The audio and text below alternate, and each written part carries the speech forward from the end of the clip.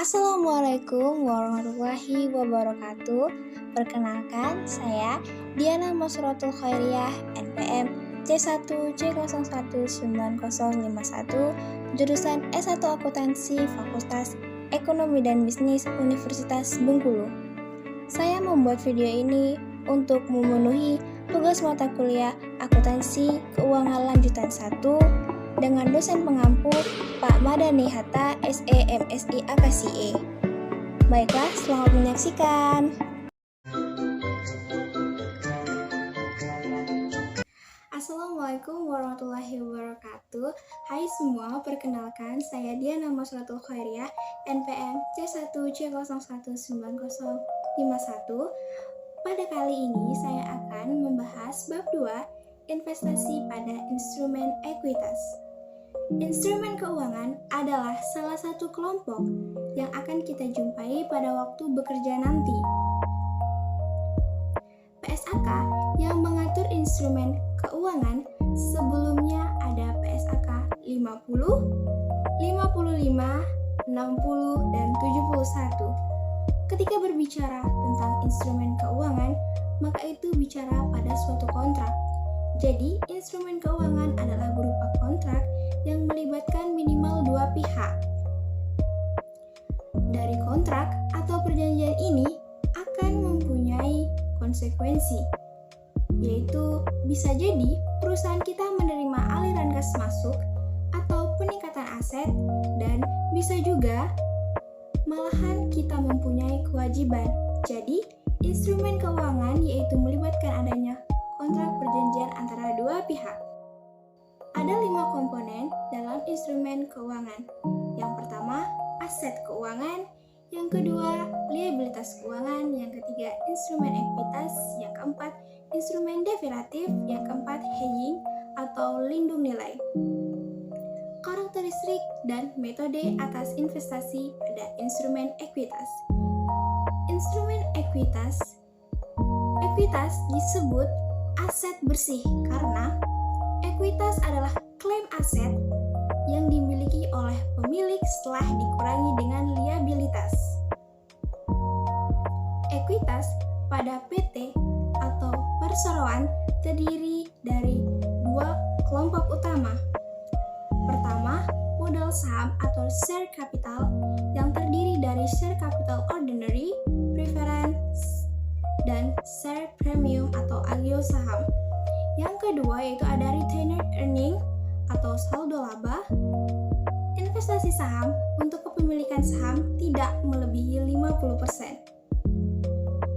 Untuk akuntansi investasi saham, perlakuan untuk pencatatan investasinya tergantung pada persentase kepemilikan investor pada perusahaan investi.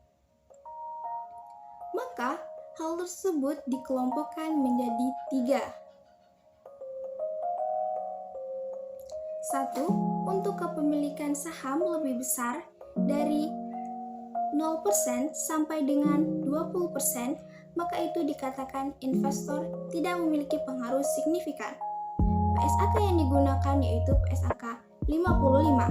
Maka, metode yang digunakan oleh investor untuk mencatat investasi bisa menggunakan metode biaya atau metode nilai wajar. Yang kedua, untuk kepemilikan saham lebih dari 20% tetapi tidak melebihi 50% atau sampai 50%, maka dikatakan investor disebut investasi. Pada entitas asosiasi dan investor memiliki pengaruh signifikan. PSAK yang digunakan yaitu PSAK 15. Maka, metode yang akan digunakan untuk mencatat investasi yaitu metode ekuitas. 3. Untuk kepemilikan lebih dari 50%, maka dikenal dengan adanya perusahaan induk dan perusahaan anak. PSAK yang digunakan yaitu PSAK 22 dan 65. Maka, metode yang digunakan bisa menggunakan metode biaya atau metode ekuitas. Sedangkan laporan keuangan menjadi laporan keuangan konsolidasian.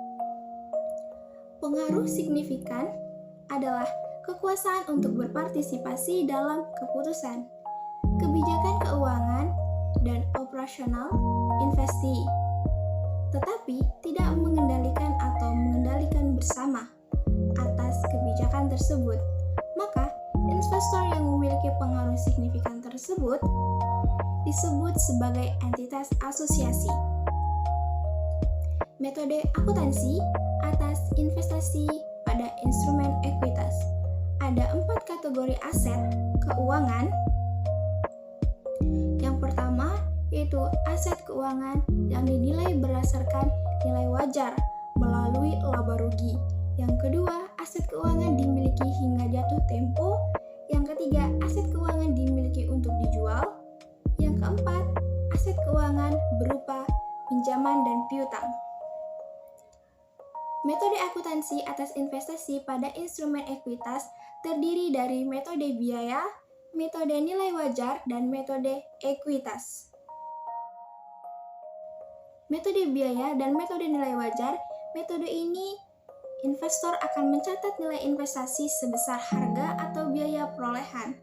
Di dalam pencatatan, ketika perolehan investasi ada biaya yang terkait seperti biaya transaksi.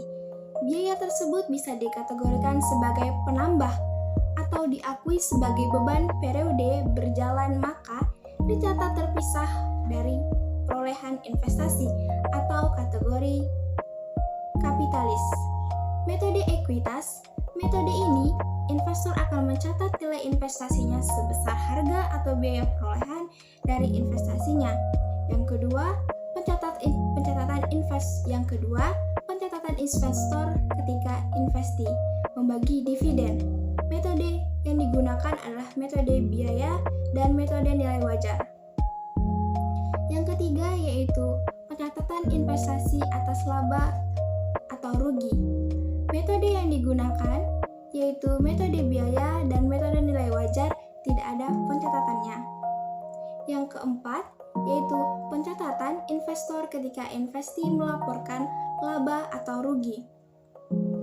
Metode biaya dan metode nilai wajar tidak ada pencatatannya dan menggunakan metode ekuitas.